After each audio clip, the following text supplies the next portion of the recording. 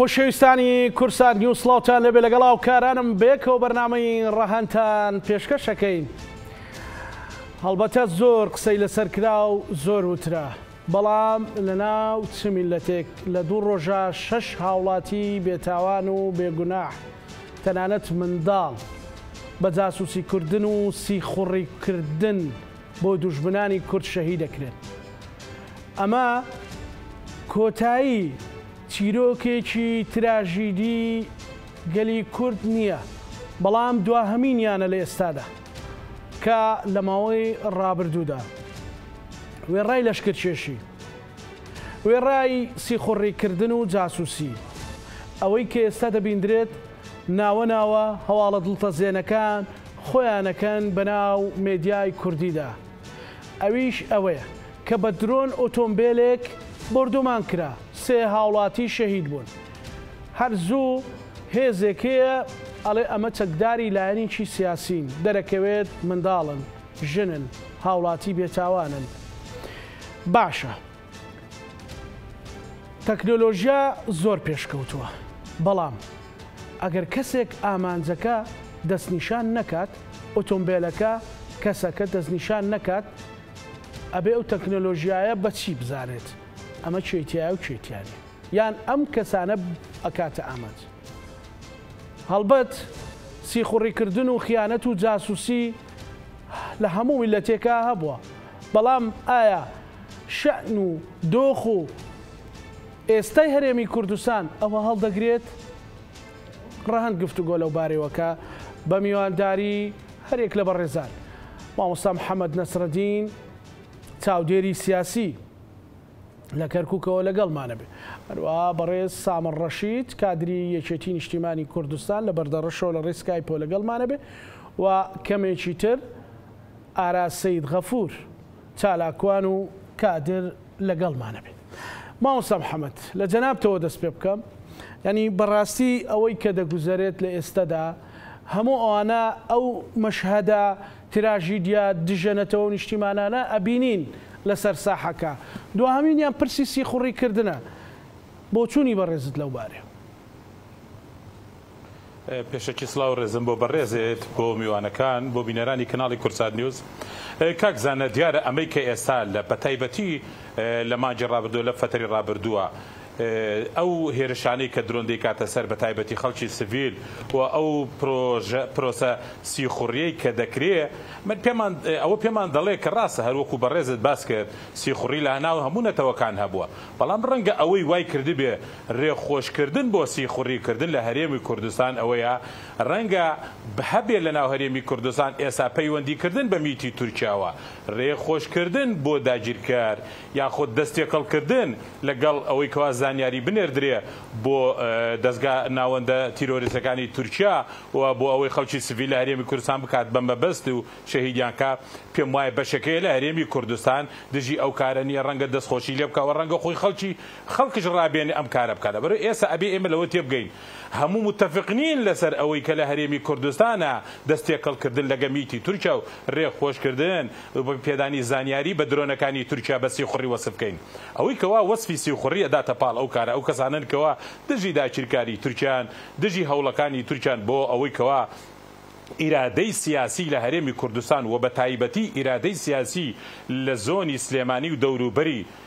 دژایەتی بکە یاخود هەوڵدا ئەو ئیرادەیە لە قالبدا. بۆیە من پێم وایە دەکرێت ئێمە خۆمان وەسفی سیخوڕی بدەنێ پاڵ ئەو کەسە و هەر لە چۆش ئەو دیاردەیە بیندا دەبێت دژایەتی بکەین و هەوڵی ئەوە بدەین ئەوانە بە سزای خۆیان بکەن، بەڵام بۆیە ئەوەی وای کردو زیاتر ئەم دیاردەیە زیاد کە من پێم وایە ڕێخۆشکەری هەیە یاخۆ هەیە دەست دەداتە پشتی ئەو سیخوڕانە. باشە مامۆستا محەممەد، بەڵێ مامۆستا محەممەد، ئەتوانین ئەمە لە هیچ شوێیەکی دیبلۆماسیەت و سیاست و تەکتیکات جێگە بکرێتەوە؟ سیخوڕیکردن بۆ هێزێکی بیانی داگیرکرد کە بە هیچ شێوەیە نەیشاردەوەتەوە، ئەو دژی تووە وەکو کورد، دژی تووە وەکوونەتەوە، دژی خەونەکانتە، دژی دەستکەوتەکانتە. سیخوڕیکردن بۆ ئەمایی یعنی هیچ بیان و بۆ هیچ کەسێک نێ لە هەرێمی کوردستان سیخوڕی بکە بۆ دەستگای میدیا خۆت بۆ درۆنەکانی تورکیا. بەڵام پێم وایە هێزی سیاسی هەیە، بەرژەوەندە سیاسیەکانی و ئەو پرۆسەی کە ئەو چۆتە ناوێەوە وای لێ کردووە چاوپۆشی بکات لەو پرۆسەیە تەنها لە پێناو دەستکەوتی حیزبی ئەوەی کە بەجددی وای کردووە زۆر جار لە مێژووی کورچە کاکە زانا کە جاسوسیەت و خیانەت لێپرسینەوە لێ نەکراوە هەندێک هێزی سیاسی هەبووە ڕێخۆشکەر بە بۆ خیانەت ڕێخۆشکەر بە بۆ جاسوسیەت بۆیە ئەوەی کەوا ئێستاش وای کردووە ئەم دیاردەیە گورجی کوشندە بدا ئەوەیە کە ڕەنگە ئێمە هەموو ئەو ئیرادانەی یەکنی لەسەر دژایەتی کردنی بۆیە من پێم وانە یعنی بەجددی لە مێژووی هیچ میلەتەکان نییە سیخور پاداش بدرێ یاخۆ سیخوڕیکردن بەسەر میلەتەکەی خۆتەوە یعنی جێت بکرێتەوە لە ناو میلەتە یاخۆ دەستخۆشی لێ بکرێ یاخۆ دەست بدرێ بە پشتا ئەوەی کە لە هەرێمی کوردستان هەیە من پێم وایە لایەن هەیە ڕەنگە خۆی بە شێوەی فەرمی ئەم ڕۆڵە ببینە بۆیە ئەوەی کە هەرێمی کوردستان وای کردو کە ئێمە تا ئێستا سەرکەوتووی نەبین لەوەی کەوا ئەم دیاردەیەکەم بکەینەوە من پێم وایە ڕێخۆشکەر هەیە لە ناو هەرێمی کوردستان هێزی سیاسی هەیە ڕەنگە یعنی ئەو دیاردەیە بەسی خوڕی ناونەنا ڕەنگە زۆر جا ئێمە خۆکێشەی ئێمە کاکەزان ئەوە بووە زۆر جا خیانەتکاران هەڵوێستە خیانەتکارەکانیان بە نیشتیمان پەروەری بە میلەت فرۆشتەوە بۆیە یعنی زۆر لامانسەی نەبێ ڕۆژێ بێ ئەو سیخوڕانە دەستگیرش کرێن وەکو نیشتیمان پەروەر پێمانیان بفرۆشنەوە وەکو خەباتجەر پێمانیان بناسن بۆیە ئەرکی سەرشانی هەموو تاچێکە لە هەرێمی کوردستان دژی ئەو دیاردەیە بێ هاوڵاتیە لە هەرێمی کوردستان سیخوڕی بکا بەسەر میلەتەکەی خۆیەوە بەسەر ئەو کەسانەوە کەوا دیفاع لە خەونی ئەم میلەتە ئەکەن ئەو کەسانەی کە بەشێکن لە پرۆسەی بەگژاتچوونەوەی دەوڵەتێکی داگیرکاری وەکو تورکیا. زۆر باشە مامۆستا گەڕێمە لای بەڕێستان کاک سامر بۆ چوونی بەڕێستان لەسەرەوەی وێڕای لەشکرکێشی هەیە وێڕایەوەی کە بەشێکی زۆری خاکی هەرێمی کوردستان داگیر کراوە ئێستا دیاردەی سیخوڕیکردنیش چڕتر بۆتەوە مەسەلەن ئەبینی ڕۆژانە ڕۆژنامە نووس شەهید دەکرێ ئەبینین کە خەڵکی سڤیل شەهید دەکرێ بەس هەڵبژێرێن بۆ چاوترسانکردنی یان چاوترساندنی خەڵکی کوردستان یعنی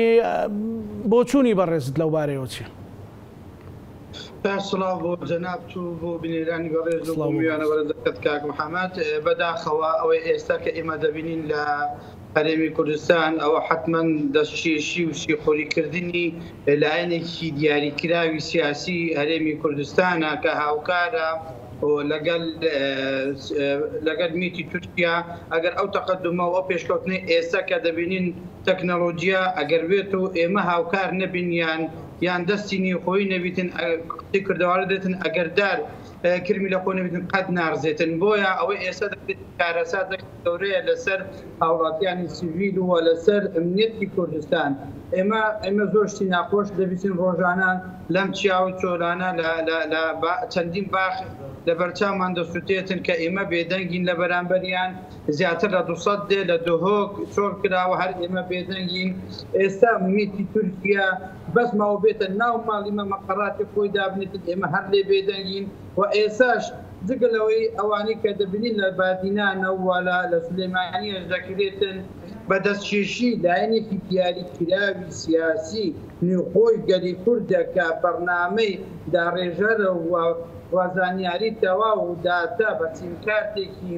دیاریکرا و زانیاری دادن ئەوە جێداخێکی گەورەیە کە دەشتە ناو مێژووی ڕەشی ئەم حیزبە سیاسی کوردیەی کە هاوکاری میتی تورکیا و تورکیایە ئەوەی ئێستا ئەمە دەبینین جێگەی داخە کە ڕۆژانە لە کەناڵەکانی خۆیانش بەڵاو دەکەنەوە دەڵێن ئەمە لایەنێکی سیاسیە یان سەربەفەقەکەیە کە لە دەرئەنجامدا دوورە لە ڕاستیەوە زیاتر ئەو کەسانی کە دێنە بەر بردومانکردنی ئەو درۆن و ئەم دەستکێشیانە دەگەڕێتەوە بۆ هاوڵاتیانی سیڤیلە کە خەڵکی ئەم سنوورە دایاناسن لە دوور و نزیک هیچ پەیوەندیان بە سیاسەتی نەپەکە کەونە بلایەنتر هەیە ئەوەی ئێستا کەمە دەبینین بە بەداخەوە مەسەن بۆ نمونە پێچەند ڕۆژێکە گەنجێکی قەزای بەردەڕەش لە ناحیەی کەلەکچی بە ناوی شەهید حەکیم لەبەر چاوی خەڵک شەهیدیان کرد چەقۆیان لە دڵیدا کە ئەم چەقۆیان لە دڵی 5 ملیۆن کوردیاندا تاوانەکەی چ بوو ئێمە دەبێت باسە تاکو ئێرە و بەس بیر بکەینەوە ئێمە وەکو کوردایەتی بیرکەینەوە تەنها لەبەر ئەوەی ئەو گەنجە کوردەی قەزای بەردەڕەش یان ناحیەی کەلەکچی بە کوردی بە پەیوەندی کوردی لەگە برازایەکەی یان لە کەسێکی خۆی قسەی دەکرد هەستان و تووڕە بوون لێ و چەقۆیان لێدا ئەوەی ئێمە دەبینین ڕۆژانە کارەسات دەبێتن لە دۆهۆکە ئایلەیەک بە گەشت تورکی عائلەیان کامل قڕکردێ و ئێمە بێدەنگ بووینە. ئەوە شەهید لوقمان شەهید کرا و ئێمە دەڵێن سیاسی نییە، بەڵێ سیاسیە لەسەر کورد بوو بوو تەنها لەسەر کوردایەتی قسەی کردیە. گەنجێکی کە بینیتەن بە هەزاران کە دەسەر غەدر هاوڵاتیان قبولی ناکاتن، هاوڵاتیان ئەو غەدرە قبول ناکاتن. بە هەزاران کەس هات لەسەر گۆڕستانی شەهید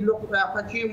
و بە هەزاران و ئیتریش ئەوە کراوە. ئەوەی ئێستا دەکرێتم قابلی قبول نییە. بە ئێمە وەکو هاوڵاتیانی سڤیل نەک وەکو حیزبی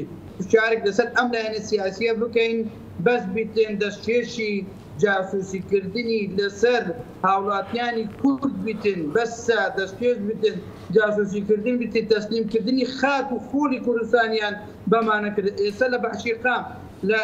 لە عمقی قەزای بەردەڕەشە هەموو گوندەکان سنتەری قەزای ئیدارەی سەربەخۆی زاخۆ دوهۆڵ ئامیدی شێلە دزێ ئەوانە هەموو مەقەری میتی تورکیا بە چاوساغی خۆیان بە چاوساغی لایەنێکی سیاسی دەستگیر دەبن دەڵێن ئەمە بردومان بکرێت، ئەم شوێنە بردومان بکرێتن. ئەمە لەلایەکی تر ئێستا لەبەر چاوی ئێمە بازگەی تورکیا لە ناو هەرێمی کوردستان خۆمان بینیمانە هەرێمی کوردستان بازگەی تورکیا دێتە دانانەوە. ئێستا دیسانی ساغیان کردیتەوە دەڵێن ئێمە ویلایەتی مووسڵ زیندوو دەکەینەوە. جا ئەوەی ئێستا دەکرێتن سەرڕای ئەوەی لێدانە لە کوردایەتی ئەی ئەو لایەنە سیاسیە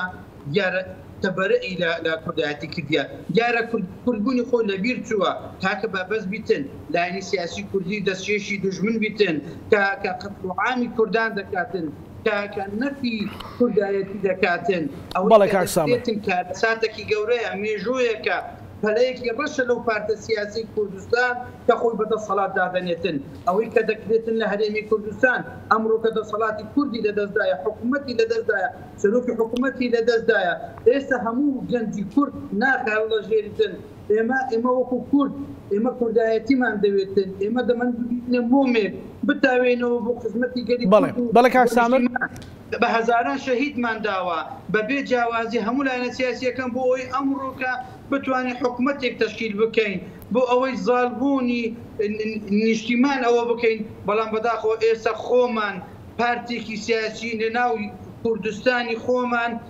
چاوساغ بیت، دەستچێز بیت، جاسوس بیتن بە مەعنای کەلیمە و جاسوسیش ناشرینترین وشەیە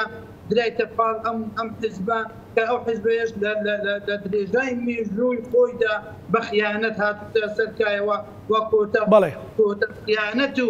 ئەوەی کە کردی بردومانکردنی ئەو دوو کوڕ و باوکەوە کە جێگەی داخە. حەق ئێمە نەک من وەکو لایەنێکی سیاسی، حەق ئێمەی هاوڵاتیان بردومانی ئەو لایەنە سیاسیە بکەین، هەر لایەنە سیاسیەک بیتن دەستچێژ بیتن بۆ دوژمن.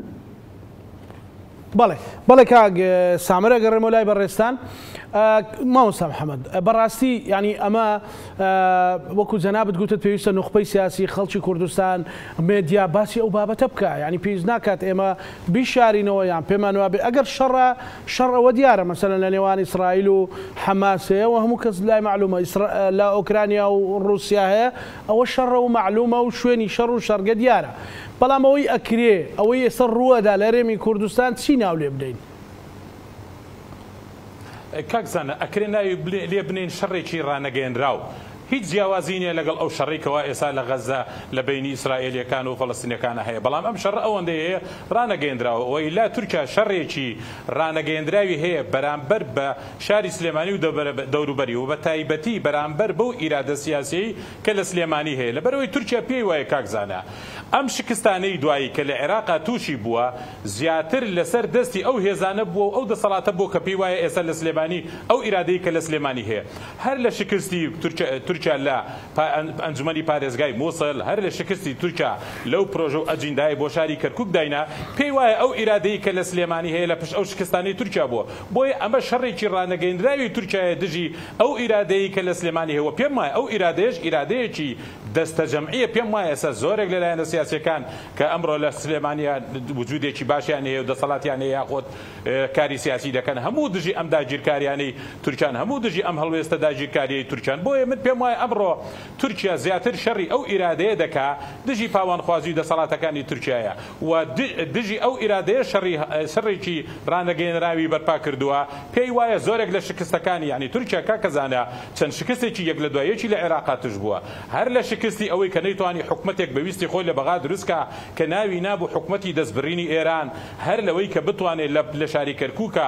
بتوانێت ئیدارەیە دروستکە بەویستی خۆی بێ بینیمان هەفتەی ڕابردوو 8 ڕۆژ لەمەوە پێش درۆنی ئەو درۆنەی کە ئەمڕۆ لە سلێمانیە گەیشتە بان شاری کەرکووک و من بۆیە پێم وایە هەچتە ئەو درۆنەی کە بۆ شاری کەرکووک و چودە ئەو درۆنەی کە ئێستا لە سلێمانی خەڵکی سڤیل بریندار دەکا هەموو پەیامی سیاسیان پێیە و شەڕێکی ڕانەگەێنراوش بەرامبەر بەو ئیرادەیە چه ئەو ئیرادە نوێی ئەمڕۆ لە شاری کەرکووکەیە و چه ئەو ئیرادەیە لە سلێمانیە هەیە بۆیە من پێم وایە ئەمڕۆ ئەبێ لە پەیامەکانی تورکیا باش تێبگەین باڵێزی نوێی تورکیا کاکزانە زۆر بەڕاشکاوانە ئەمڕۆ دەڵێ نیگەرانی لەوەی کە حکوومەتی عێراق هەماهەنگی تەواومان ناکات لە شەڕی تیرۆر و لە ڕابردووشدا دەیان جار بەرپرسانی تورکیا نیگەرانیان لەو ئیرادە و ئیدارەی سلێمانی دەبڕیەوە کەما هەماهەنگ نییە بەڵام نامان بینیوە گلەیان هەبێ لەو ئیرادە و ئیدارەی کە لە هەولێرە هەیە یعنی کەواتە ئەوان ڕازین لەو ئیدارە و ئیرادەی لە هەولێرە هەیە ئەوان تەعاون و هەماهەنگی تەواویان چی لێ دەستەکەوێ هەر هێزێک بێ مامۆستا محەممەد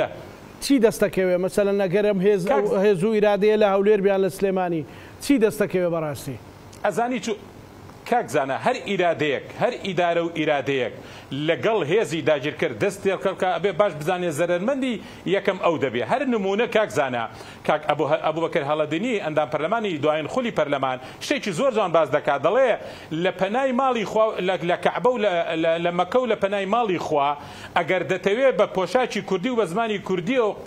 بیت دەبینی تەنها ئەوە تورکە ڕەگەزپەرستەکان دژایەتی دەکەن و مۆڕە لێ دەکەن باسی ئەوە دەکات دەڵێ خۆم و مامۆستا ئیسماعیل گەڵاڵی بەجلی کوردیەوە بووینە تووشی تورکەکانی ڕەگەزپەرست شەڕیان پێمان فرۆشتەوە تورکی ڕەگەزپەرست دژی کوردە دژی پۆشاکی کوردیە دژی زمانی کوردیە دژی ئیرادەی کوردیە لە چۆش لە ماڵی خوا کە ئەو جێی کاکەزانە جیاوازیەکان تێ ئەسڕدرێنەوە خوا خەڵکی دەچێت بۆ خواپەرستی تێ لەوێش تورکی ڕەگەزپەرست دژی کوردە دژی هەموو داخوازیەکانی کوردە بۆیە ئەم پەیامە دەبێت خەڵکی باش لەوە تێبگا هەموو لایەنە سیاسیەکان لە هەرێمی کوردستان تاک بە تاچی کورد دەبێت تێبگا تورکیا دژمنی خەونی گەورە بچیکی کوردە دژمنی هەر ئاواتێکی کوردە لە هەر شوێکی ئەم هەرێ لەسەر ئەم گۆی زەویە بەدیدێ بۆیە هەر لایەنێکی سیاسی پێی وا بێ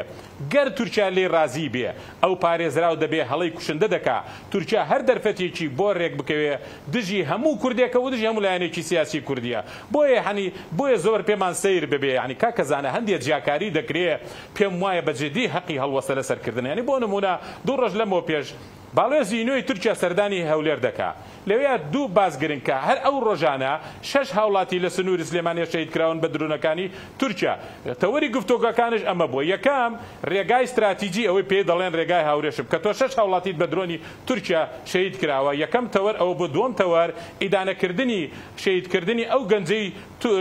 دهۆک بووە لە تورکیا کە ئێمە هەمومان دژی شەهیدکردنی ئەو گەنجە بووینە بەناحەق لە تورکیا بەڵام هەر ئەو ڕۆژە مناڵێکی کورد لە سنووری سلێمانیا درۆنی تورکی شەهیدی دەکا کانولە بەسەر دەستێەوە بووە نەخۆش بووە دەبوو سەرۆکی حکومەت ئیدانەی ئەو بکات دەبوو سەرۆکی حکومەت داوا لە باڵێزی تورکیا بکات چۆن دەکرێت مناڵێکی نەخۆش بێتاوان سڤیل بکرێتە قوربانی هەرچۆن داوای گرتن و بە سزادانی ئەو کەساناکەین هەمومان ئەوەی کە ئەو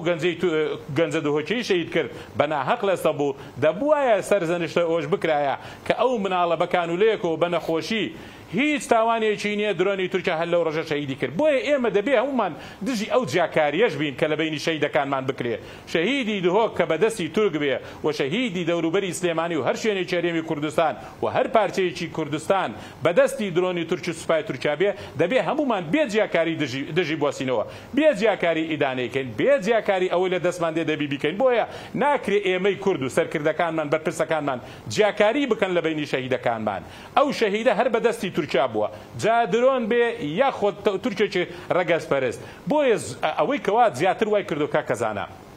ئێمە نەتوانین زۆر بەڕوونی ڕوبەڕووی پلان جێڕێکەی تورکیا بینە ئەوەیە ئەو بوونی ئیرادە جیاوازەیە لە ناو هەرێمی کوردستان ئیرادەیەک زۆرێ لەلایەنە سیاسیەکان خاوەنددارێتی دەکەن دژی ئەم خۆسەپێنی تورکیان دژی ئەم ئەجندا گڵاوی تورکیان کە بۆ هەرێمی کوردستان دایناوە بە تایبەتی دوای ئەوەی تورکیا کاکەزانە شکست دێنێ لە سووریا شکست دێنێ لە لیبیا شکست هێناوە لە زۆر شوێن ئێستا تیرۆرستان لە سووریاوە دەگوازێتەوە بۆ چیاکانی کوردستان زۆر نەنجی و ئەیبێکی ئەوە مەترسیێکی گەورەنی مامۆستا محەممەد نەسرەدین مەسەلەن دەبینی 500-600 چەکداری مۆرتەزەقە لە بادینانە مەسەلەن لەمە مەترسی گەورە نیە؟ کاکەزانە بەبەر چاوی کوردەوە جا بەبەر چاوی لایەنە سیاسیەکانەوە بەکرێگرتە و تیرۆرستان لە سووریاوە دەگوازرێنەوە بۆ چیاکانی کوردستان ئەمە دژی هەموو کووردە بۆ لە گۆڕنانی خەونی هەموو کووردە نەک لایەنێکی سیاسی نەک تەنها ئەو ئیرادەیەی کە هەندێک کە لایەنە سیاسیەکان لە سلێمانی ئەم ڕەخاوەنددارێتی دەکەن ئەو هێزە تیرۆرستە هاتووە دژی هەموو لایەنە سیاسیەکانە بە ئیسلامیت بە علمانیت دژی خەونی کوردە لەسەر خاکەکەی خۆی بۆیە ئەبێ ئێمە ئەگەر لەسەر هیچ متفقنین ئەبێ لەسەر ئەوە متفقین ئەم تیرۆرستانەی دێن دژمنایەتی دژمنی کوردن دژمنی خەونەکانی کوردن بۆیە دەبێ لە ئاست ئەمانەیە بەجددی هەڵوێستەمان هەبێ یعنی چۆن دەکرێت ئێمە جاکاریە دەبێت دەست لەم جاکاری هەڵگرین ئەمڕۆ ئەو تیرۆرستانە دژمنی هەموو کوردن دەبێ هەمومان لەوەیە بە یەک موقف دژایەتی چ ئەو شەهیدانە بکەین کە لەسەر دەستی سوپای تورکیا یا خۆت بە درۆن شەهید دەکرێن و چ ئەو هێزە تیرۆریستی ئەمڕۆ تورکیا دەیێنێ بۆ چیاکانی کوردستان. بەڵێ مامۆستا بەسەلەی ئەو تیرۆریستانەی کە باست کرد پێتوانی ئەمە ئەجەندایەکی مەترسیداری لە پشت بێ بۆ داهاتوش کە ئەو مەنتیقەیە تەنانەت لەگەڵ عێراقیشا مامەڵە پێوە بکەن خۆتە زانی لە سووریا ئەوە کاکەزانە گەر لایەنی سیاسی کوردی پێی وایە ئەو هێزە تیرۆریستیە دوژمنی کورد نییە با بچێت لە کوردی ئەفرین بپرسێ با بپرسێ بەس هەفتەی ڕابردوو چەند گوندی کورد لە ئەفرین چۆڵ کران چەند دارزەیتونی کوردیان لە ئەفرین بڕیوەتەوە چی بەسەر کوردی ئەفرین دێنن ئەوان کوردی ئەفرین و کوردی هەولێر و کوردی سلێمانی کاکەزانە لای ئەوان جیاوازی نییە ئەو هێزە تیرۆریستەی هێناویانە چەندە دژمنایەتی کوردیان کردو لە ئەفرین دا ئەوەندە دژمنایەتی کورد دەکەن لەسەر خاکەکە بۆیە هەر لایەنێکی سیاسی پێی وابێ ئەو هێزە تیرۆریستە جیاوازی دەکات لە بینی کوردێک لەبەرەوەی لایەنە سیاسەکەی جیاوازە پێم وایە هەڵەیەکی کوشندە دەکا و لە ئەنجامی ئەو هەڵەیەش هەموو کورد باجی ئەنجامی ئەو هەڵەی دەدەنەوە. زۆر باشە من سوپاس دەکەم مامۆستا محەممەد سوپاس بۆ بەشداریت لە بەرنامەی ڕەهەن بەهۆی ئەوەی کە میوانێکی دیکەشمان هەیە کاتی جەنابەت زیاتر ناگرم زۆر سوپاس بۆ بەڕێز مامۆستا محەممەد نەسرەدین چاودێری سیاسی لە کەرکووکەوە لەگەڵمان بوو سوپاس بۆ بەڕێستان. کاک سامر ئەوەی کە مامۆستا باسی کرد مامۆستا محەممەد باسی کرد کە لە ئێستاە 500-600 چەکداری مۆرتەزەقەی سووریا هێنراون بۆ باجینان ئەمە چ مەترسێکی هەیە لەسەر خەڵک وێڕای جاسوسیکردن وێڕای لەشکرچێشی وێڕای داگیرکاری خۆی ئەوەی محەممەد باسی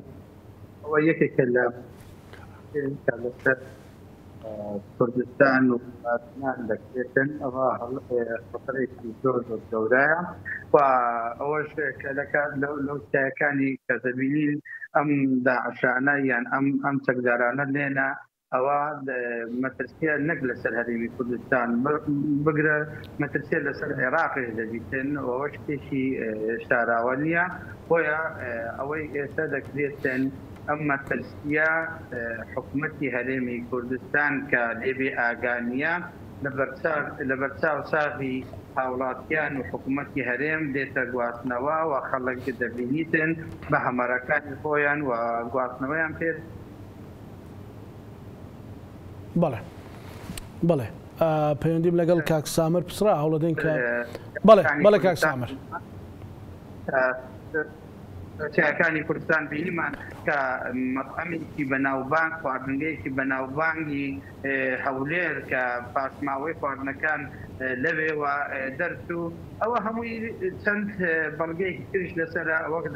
دەکرێت بڵێن ئەوە ئێمە دیارە لە هەرێمی کوردستانش ئاگادارین لەم گواستنەوەیە و ئاگاداری ئەو مەترسێنە وا بگرێت دەتوانم بڵێم هاوکار و هۆکارنیش لە هینانیان بۆیە ئەوەی ئێستا ئەو بەرنامەیە ئەجندایەکی مەترسیدارە ئێمەی هەرێمی کوردستان و عێراقیش دەبیتن لێ بێ ئاگا نەبیتن و ڕەنگە دەستگا ئەمنیەکان لە من و تۆ هاوڵاتیانی چاکتر بزانن هۆکار و هۆی ئینانی ئەم تەکدارانە. ئەمە تورکیا حتمما دژمنی سەرسەختی نەتەوەی کوردە لە هەر پارچەی کوردستان بیتن ئەو دژمنی بەرگەکەی کوردە، ئەو دژمنی خاکی کوردە، ئەو دژمنی زمانی کوردە، ئەو هەموو پیلان و هەموو بەرنامج و هەموو ئایدۆلۆژیای بۆ ئەوەیە ڕشکردنەوە و نەمانی کوردایەتیە و ناسنامەی گەلی کوردە. بۆیە ڕەچاوکردن هیچ شتێکی باش لە تورکیا ناکەین. ئەوەی تورکیا ئێستا لە بادنان هەیە کە پارچەیەکی زۆری خاکی کوردستانی داگیر کردووە. ئێستا لە بادینان ڕەنگە خەڵکانێک هەبیتن لە سلەیمانی و لە هەولێر بادنان بە چاوێکی تر تەمەشا بکەن. چەند دەسەڵاتێک لە بادنان هەیە، دەسەڵاتێکی گەورە کە دەسەڵاتی میتی تورکیایە، تەحەکوم لەسەر هاوڵاتیانی منتەقەی بەرگارە و ئامیری و شێلەدزێ و هەندێک لە ناوچەکانی زاخۆ دەکاتن و دەتوانیتن گرتون و بڕین و کوشتنی هەموو شتێک بکاتن و جگە لە دەسەڵاتی حکوومەتی هەرێمیش هەیە و دەسەڵاتی کەسی هەیە. ئێستا ئەوەی کە لە حەق بە بادنان دەکرێتن ڕەنگە ئەعلام وەکو پێویست باسی نەکەن، بەڵام ئەو ناحەقیە و ئەو غەدرە ئێستا لە بادنان دەکرێتن لە ڕێگەی میتی تورکیا ڕۆژانە دەبینین باخ جۆتیاران داوی بەتەمەن جۆتیاری بەتەمەن بە چاوی پڕگریان و حەسرەتەوە باسی لە ساڵەی خاکی خۆی دەکاتن بە زراعەتی بەبەر چاوی دێتە سوتاندن کە بەرگری ناتوانیتن شارستانی ناتوانیتن ناڕوات نەک ناتوانیتن بچن ئەم ئاگرێ بکوژێنتەوە کە لەبەر چاوی جۆتیاران دەستێتن. ئێستا لە بادینان دەمێت زانیاریەکترانش پێ بدەم. ئێستا لە بادینان ئەمانتری شوێن تەنها ئەو شەقامەیە ئەوش ئەگەر جاسوسیکردن و معلومات بدێتە ئۆتۆمبیلەکانی مەبەستیانە کە بە درون بێتە تەقینەوە ئەگەر نە هاوڵاتیانی سروی جگە لە شەقامی سەرەکیەکان ناتوانن 10 مەتر لە دەیەکەی خۆیان یا لە ناحیەکەی خۆیان دوورکەونەوە. بادنان ئێستا لە مەترسێکی زۆر گەورەدایان بە فریای بادنیانەوە وەرن داوا لە حکوومەتی هەرێم دەکەین، لە عێراق دەکەین، لە وڵاتە زەرهێزەکان دەکەین بە فریای ئێمەی بادنیان بکەون. بۆچی کاک سامر مەبەست بۆچی ئەو قسەیە دەکەی کە فریاتان بکەون؟ ئێمە داوا لە چێ بکەین؟ داوا لە حکوومەتی هەرێم دەکەین بەداخەوە ئەوەی دەسەڵاتی حکوومەتی هەرێمی لەدەستا دەستکێش و جاسوسکردن لەسەریان دەکاتن. بۆیە ئێمە نازانین پەنا بەکێ ببین. ئەگەر ئەمە بەس بە تەمای دوعا و پەنابردن بۆ خوا ببین، خوا هاوکار و پەنامان بیتن بۆ ڕزگاریکردنمان و پاراستنمان. بۆیە داوا ئەگەر بێت و حکوومەتی هەرێمی کوردستان نەتوانیتن بەرگری لە هاوڵاتیان بکاتن، ڕەنگە هەندێک لەوانەوە دەستکێش و جاسوسیکردنیان بەسەر بکاتن، هاوکار و کار ئاسانیان بۆ بکاتن. بۆیە داوا لە حکوومەتی عێراق دەکەین بێت هاوکارمان بێتن، داوا لە منظەمی UN دەکەین بێت ئەو هاوڵاتە سیڤیلانە، ئەی ئەو جۆتیارانە، ئەی ئەوەندە گوندەی ئێستا تا زیاتر لە 200 گوند تۆڵ کراوە. ئەوە هەمووی زەرەر و زیانە لەسەر کوشتکاڵی هەرێمی کوردستان، لەسەر ئەمنیەتی هەرێمی کوردستان. کاکە ئێوە بەغەڵەت لە دهۆک تێ نەگەن. ئێستا خراپترین ئەمنیەت لە پارێزگای دهۆکە. من باسی لە ئەوەی ناکەم هەژاریەکەی کە لە هەرەمی یەکەم داینە ئەو هەژاریەکە ئێمە دەڕواتن دەگەزورێنی لە گەژاری خۆمان، بەڵام ئێمە ئەمنیەتەکەمان پێویستە. ئێمە لە ئەمنیەتێکی زۆر خراپ دەگەزێنین. بەڵێ کاک سامر بە تایبەتی لە سنووری ئامیری و شێرازێ و وەساخ و ئەو هاوڵاتیان مرتاح نینە، خەوشە و ڕۆژە یەک نییە. هەر چاوەڕێ ئەوەی دەکەن گەنجەکانیان لاوەکان بێ ئەوەی هیچ پەیوەندیان بەگەر لەگە پەکەکە لەگە هیچ ئەوەیەک نەبیتن بگرن ناو ماڵ و منداڵی خۆیان. ئەوەی ئێستا کە دەکرێتن فریای دهۆ بکەون. بەڵێ کاک سامر ئەگەڕێمە وڵات. کاک سامر ڕەشید لە سۆران ئاراس سەید غەفور لەگەڵمانە بێ. کاک ئاراس ئەم کاتت باش، ئێمە لێرە گفتوگۆیەکمان کرد باسی مەسلەی لەشکرکێشی و باسی مەسلەی سیخوڕیکردن و جاسوسیکردن تا گەیشتەوەی کاک سامر ئێستا باش کرا باز لەوە کاکە لە فریای پارێزگای دهۆکەون بۆ چوونی بەڕێستان وەک کادرێکی پێشکەوتوی یەکێتی نیشتیمانی کوردستان وەک چالاکوانێک لەسەر ئەو لەشکرکێشی و سیخوڕیە چییە؟ بەڵێ بەناوی خودای بەخشندەی میهرەبان سڵاو لە جەنابەت سڵاو لە بەڕێزەکان سڵاو لە بینەرانی کورسات طبعاً بۆ وەڵامی پرسیارەکەت کاکزانە ڕوونە کە هەموو خەڵکی کوردستان و هەموو حێزە سیاسیەکان و دەوڵەتی عێراق و تورکیا خۆشی دەزانێت بۆچی هاتووە و لەشکرچێشی و ئەو جوڵە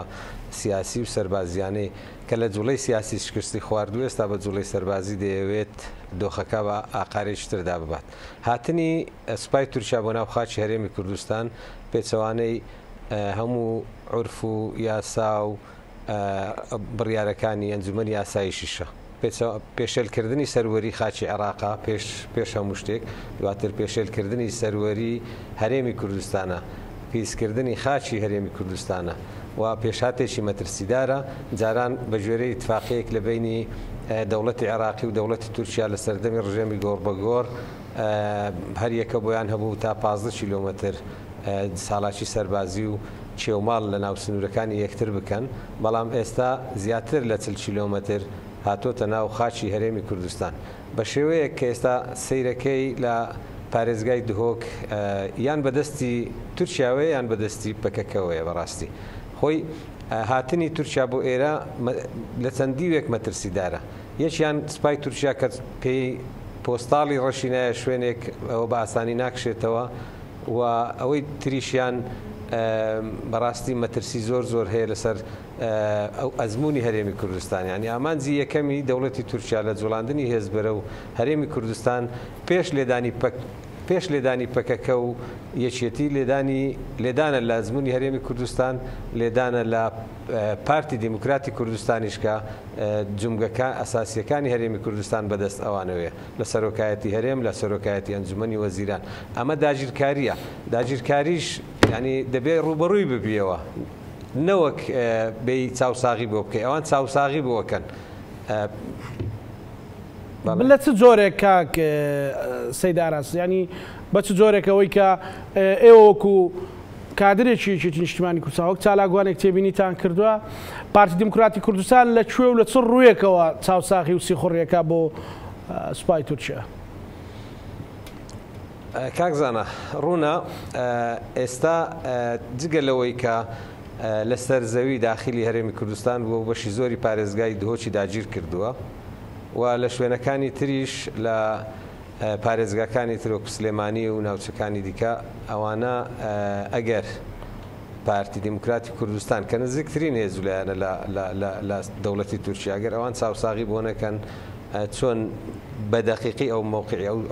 ئەو سیارانە دیاریەکرێکە بردمانیانەکەن طبعاً ئەوانەی کە بردمانی شەکرێن زۆربەی هەر زۆری خەڵکی مەدەنی و سڤیلن کاکزانەت لە ماوەی 20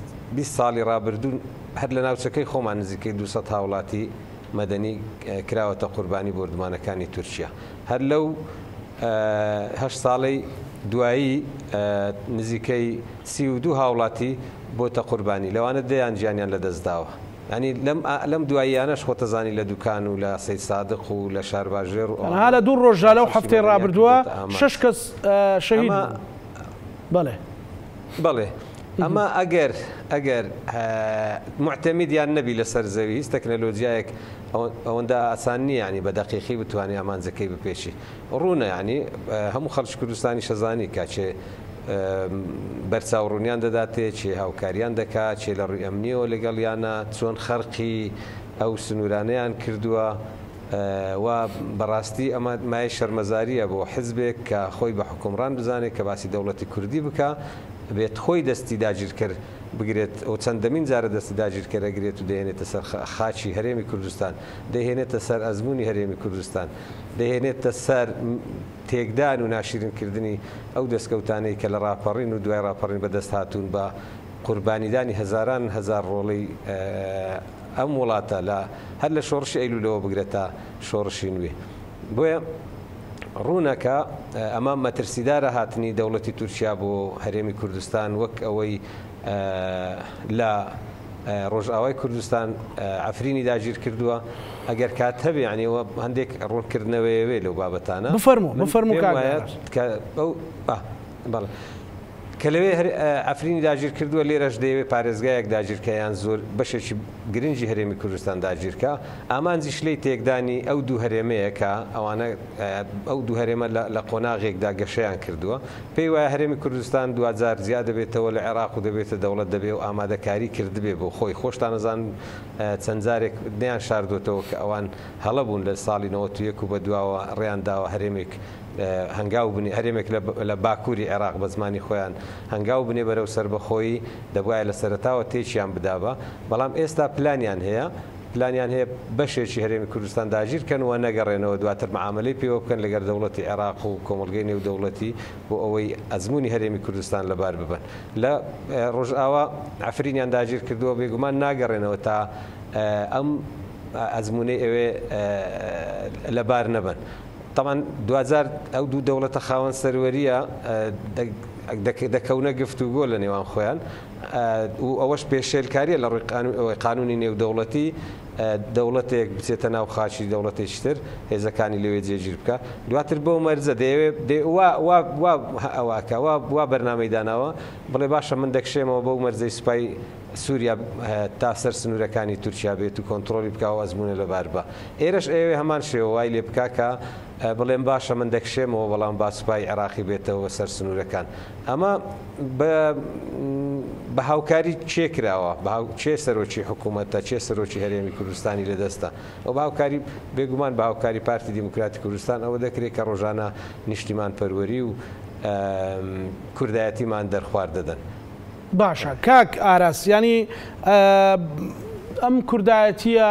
مزەیفە کە بەڕێزت تەوزیفی دەکەی و باسی دەکەی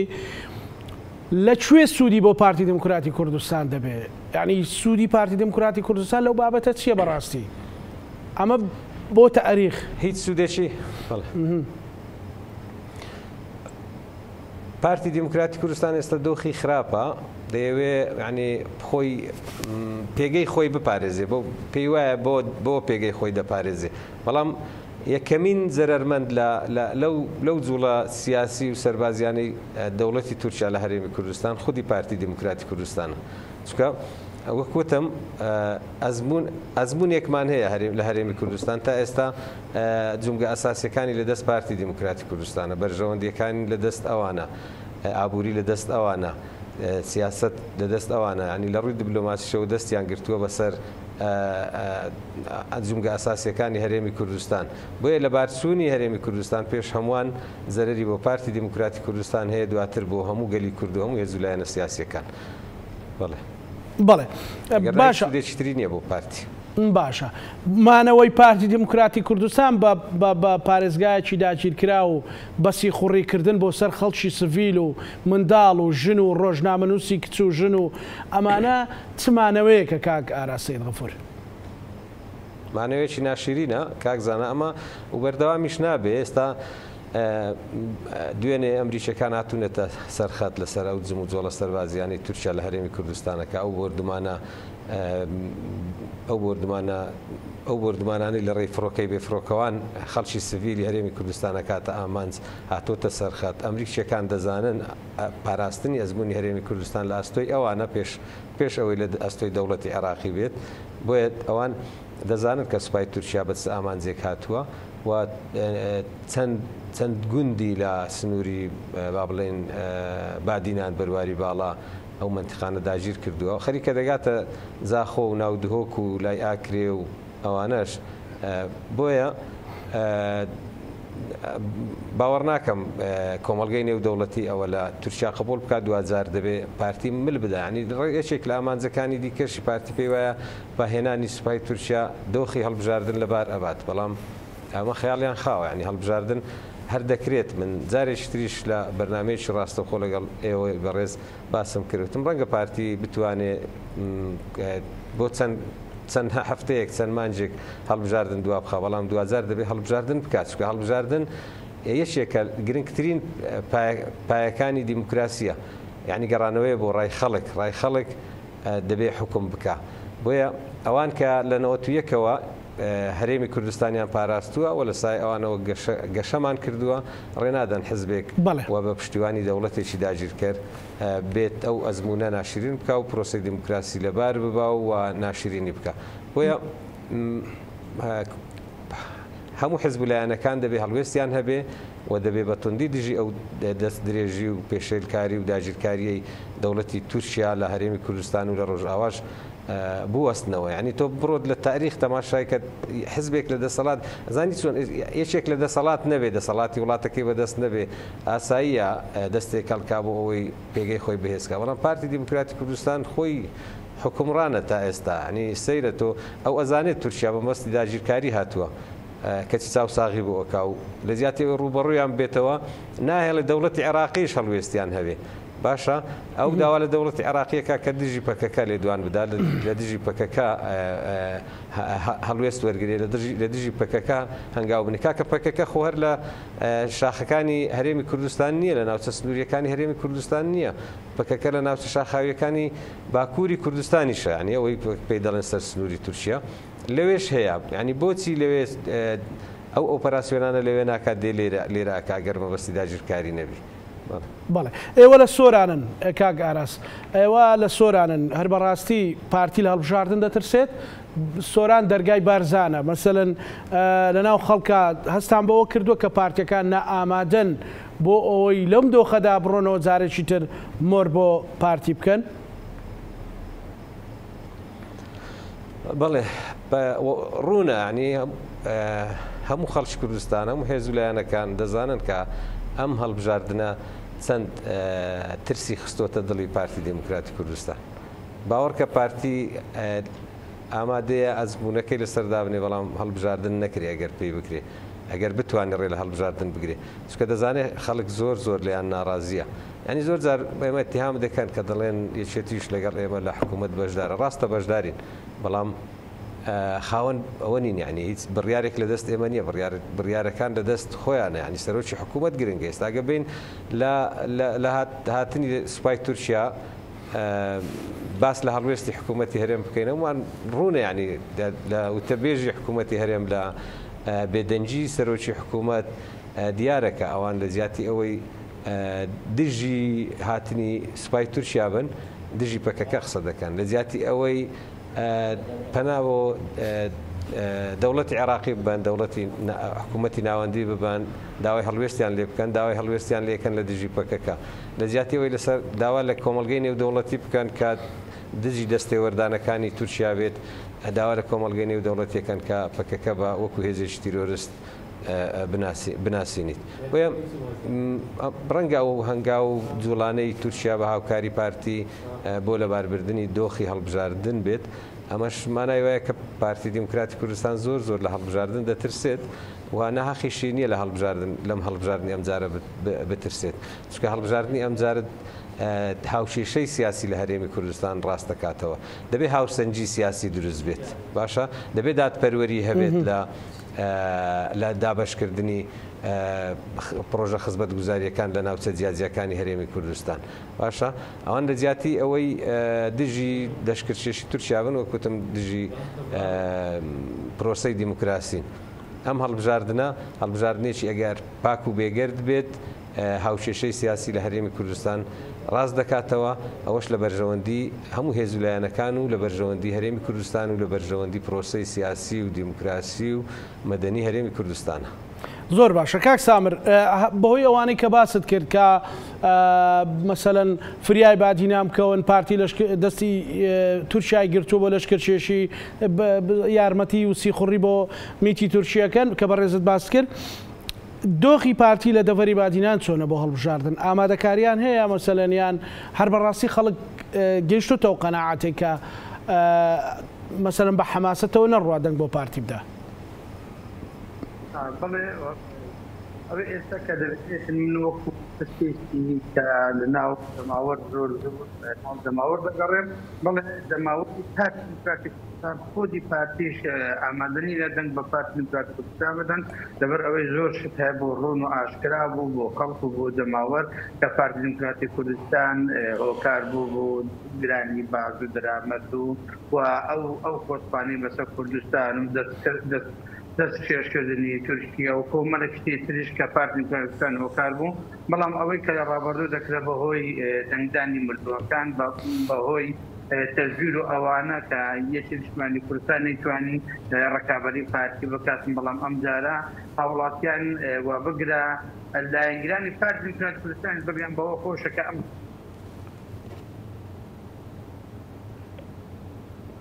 بەڵێ بێگەر دەبیتن و ئالۆگۆڕیش لە جونگە سەرەکیەکان دەکرێتن و حکومڕانی لە هەرێمی کوردستان بێتە گۆڕین ئەوەی ئەم جارە کە دەکرێتن لەم هەڵبژاردنە من لێرەوە لە شاشە بەڕێزەکەتەنەوە باس لەوە دەکەم کە پارتی دیموکراتیک کوردستان ناوێتن هەڵبژاردن ئەنجام بدرێتن و ئامادەش نییە هەڵبژاردن بکاتن و ئامادەکاریش وە ناکەن بۆ هەڵبژاردن و من لێرەوە دەڵێم ڕەنگە لە دەڕۆژی داهاتوو یان پازڕۆژی داهاتوو ئینشاءڵڵا وانەبێتش کاری خراپتر بێتە ئەنجامدان لەبەر ئەوەی بەپێ ئەو زانیاری بەدەستم کەوتووە کە لە پێشانگاکانی ئۆتۆمبیلی هەولێر ئاسایش لەناو پێشەنگەکان گەڕاوە وەکو پێشهاتێک بە خەڵک دەڵێن ئاگاداری ئێمە بکەن و ڕەنگە یەکێتی و پەکەکە تەقینەوە بکەن ئەوە بۆ ئەوەی بەیانی ئەگەر ئەنجامێکی وا ڕوو بداتن بڵێن ئەوە ئێمە بە ئێوەمانوتەوە و ڕەنگە کاری خراپترش لە دۆهۆک ئەنجام بدرێتن دەر ئەنجامدا ئەگەر هەموو هۆکارێک هەموو هەنگاوێک بنێن بۆ تەزیدکردنی دواخستنی هەڵبژاردن هەموو کارێک دەکەن لەبەر ئەوەی ئامادەنینە دوا هەڵبژاردنی 2021 بە دەنگدانی مردووەکان و تەزوریش 29% بادینان هاتن دەنگیاندا کە ئەم جارە بە پارتی دیموکراتیک کوردستان کە ئەم جارە بادینان بە فەرمانبەر و بە زۆر کاری بە تینی تریش دەنگ بە پارتی دیموکراتیک کوردستان نادن خەڵکی ئەم قەناعەتیان بەوەیدا هەیە کە یەکی نیشتیمانی کوردستان کورسیەکانی بەردەبتەوە و هێز و بەڵامسیش لە پەرلەمان 50 لە دەست پارتی دیموکراتیک کوردستان نامێتن کۆتاکان لە دەست پارتی دیموکراتیک کوردستان نامێتن لەدەر ئەنجامدا کابینەی داهاتووی هەرێمی کوردستان ئەگەر بێت و هیچ کۆسپێک لەلایەن پارتی دیموکراتیک کوردستان بۆ هەڵبژاردن نەکرێتن کابینەی داهاتوو دەبێت کابینەیەکی ڕاستەقینەی کوردایەتی حکوومەت کە دەتوانیتن هەموو لایەنە سیاسیەکان کار بۆ ئەوە بکەن زیاتر خزمەت بە هاوڵاتیان بکەن و ئەم هەڵبژاردنەی داهاتوو دەبێت هەڵبژاردنێکی دەنگی ڕاستەقینەی هەموو حیزبەکان و خەڵکیش هاتنە قەناعەتی ئەوە کە هیچ لایەنێکی سیاسی لە هەرێمی کوردستان بەڵێ کاک سامر بەڵانس و خزمەت بۆ کوردستان بکاتن جگە لە یەکێتی کوردستان ئەوە نەک بانگەشەیە ئەوە خەڵکی سیڤیلی هاوڵاتیان لە بازیان ئێستا لە هەموو کۆت و کۆڵانەکان لە هەموو بەڵێ کاک سامر سوپاس یەکێتی نیشتیمانی کوردستان دەتوانیتن هێز و بەڵانس و کاری کوردایەتی و خزمەت بکاتن بۆیە ئەوەی ئەم جارە دەگرێتن لە هەڵبژاردننی ئەم جارە ئەگەر ڕێگری و ئەگەر هیچ کۆسپێک و هیچ ئەگەرێک نێتە پێش ئەم جارە کورسیەکانی پارتی دیموکراتیک کوردستان کورسی ڕاستەقینە دەبیتن زائیدەن لەگە چاوسۆکردن لەگە هەندێک فەرمانبەر و ئەوانە بەڵام کورسیەکانی کەم دەکاتن فەردەزایدێک بەڵێ سوپاس بۆ کاک سامر هەموو هەوڵاتیان بە خودی پارتی دیموکراتیک کوردستانی لە کۆبوونەوەی هینەکانی خۆیان ئاعترافیان بەوەی کردووە کە پارتی دیموکراتیک کوردستان ڕەنگە خۆیان بڵێن لە بادینە 16 کورسی بریتن لە دەرئەنجام لە 32 کورسی بێتن ئەوە یەکێکە لە هەنگاوێکی ڕاستەقینەی کە دەنگی بەڵێ کاک سامر کاتم بەرەو کۆتایە سوپاس دەکەم کاک سامر سوپاس بۆ بەڕێستان کاک ئاراس ئەگەر وەکو دوا پەیامێک بێت لەسەرەوەی کە چۆن خەڵکی کوردستان تەوزیفی ئەو بابەتە بکە یان لانی کەم بە دەنگەکان یان ڕێگە لە خیانەتکردن لە خاکفرۆشتن لە لەشکرکێشی لە سیخوڕیکردن بگرن. بەڵێ من هیوادارم هەڵبژاردن لە کاتی خۆی بکرێت و هەڵبژاردن لە کەشێکی هێمن و ئارامدا بکرێت و ئیتر پارتیش دەست و پەنجەی نەرم بکات لەگەڵ هەڵبژاردننی ڕاستەقینەوە گوێ لە بگەڕێتەوە بۆ ڕای خەڵک هەڵبژاردن کە 4 ساڵ زارێک دەکرێت گەڕانەوەی بۆ ڕای خەڵک یەک دووەم بۆ گۆڕینی ئەو دەموچاوانەیە کە چەند ساڵێک پێشتر حکومڕانیان کردووە یان پۆستەکانیان لەدەست بووە خۆی هەر لە خۆڕ 4 ساڵ دانەندراوە و 4 ساڵە بۆ ئەوێت دیراسە کراوە ینی ئەوەی کە وەزیرە ئەوەی کە سەرۆکی حکوومەتە جێگری سەرۆکی حکوومەتە هەرچەیە ئەم لەو 4 ساڵە توانەکانی خۆی دەخاتە خزمەتی هاوڵاتیان دوای ئەو 4 ساڵی تر کەسێکی تر دێ شوێنەکەیەوە گەڕەخە بۆیە هیوادارم کە ئەم هەڵبژاردنێکی پاک و بێگرد بێ و پارتیشمل بدا ئێمە چەند جارێک پێشتر نەتیجەی هەڵبژاردنمان بەدڵ نەبووە بەڵام وەکو پێشنگ وەکو حزبی سۆشیال دیموکرات کە یەکێک لە بنەماکانی ئەوەی گەڕانەوەی بۆ ڕای خەڵک قبولمان کردو دەرەنجامەکانی هەڵبژاردنمان قبول کردووە وە ئەو جوڵە سیاسیانەی کە پارتی دەکا ئەو جوڵە سەربازیانەی بە هاوکاری تورکیا دەکا ئەو جۆرە جاسووسیەی کە بەسەر براکانی لە ڕۆژئاوای با بڵێن لە باکووری کوردستان و ڕۆژئاوای کوردستانەوە دەیکا پێویستە کۆتایی پێبێنێت وە لە هەڵبژاردنیش ئەرچی دەنگدەری وشیاری هەرێمی کوردستانەکە پارتی لەسەر ئەو جۆرە کارانە سزا بدات و دەنگ بەلایەنێک بدات کە هاوکاری براکانیەتی لە باکوور هاوکاری براکانیەتی لە ڕۆژئاوا هاوکاری براکانیەتی لە ڕۆژهەڵات و ئەرچی خۆی بە باشی جێبەجێ کردووە و خەڵکی ئێرە سۆران با بڵێن لە هەموو کەس باشتر لەو معاناتانە تێدەگا کە پارتی خەریکی چییە کاکزانە هێزەکانی تورکیا سوپای تورکیا خەریکە دەگەنە نزیکی سۆران خۆ دەزانی یان یەک نمونەت بۆ بێنەوە پێشتریش وتم سوپای تورکیا پۆستاڵی ڕەشی خستە هەر شوێنێک ناکشێتەوە بە ئاسانی لە ساڵی 1970ەوە باکووری قوبرسی داگیر کردووە تا ئێستا نەکشاوەتەوە باشە ئەکا قوبرس دەوڵەتێکی بابرێن خاوەن سەروەریشە یۆنانیش خۆی بە خاوەن ێزانێ بەڵام لە هەرێمی کوردستان بە ئاسانی ناکشێتەوە بۆیە پێویستە خەڵکی کوردستان و هێزە سیاسیەکانی هەرێمی کوردستان دەنگ بەرزکەنەوە دژی هاتنی سوپای تورکیا هەڵبێستانی پارتی دیموکراتی کوردستان شەرمەزار بکەن. بەڵێ زۆر سپاس بۆ بەڕێز ئارا سەید غەفور کادری پێشکەوتوویەتی نیشتیمانی کوردستان و سپاس بۆ بەڕێز سامن ڕەشیداغا کادری پێشکەوتوویەتی نیشتیمانی کوردستان سپاس بۆ ئێوەی بەڕێز سپاس بۆ مامۆستا محەممەد نەسرەدین چاودێری سیاسی لەگەڵ هاوکارانم بەیەکەوە بەرنامەی ڕەهەنمان پێشکەشکردن ئێوەش هەموو لایەکتان ئەمانەتی خوای گەورە بن خواتان لەگەڵ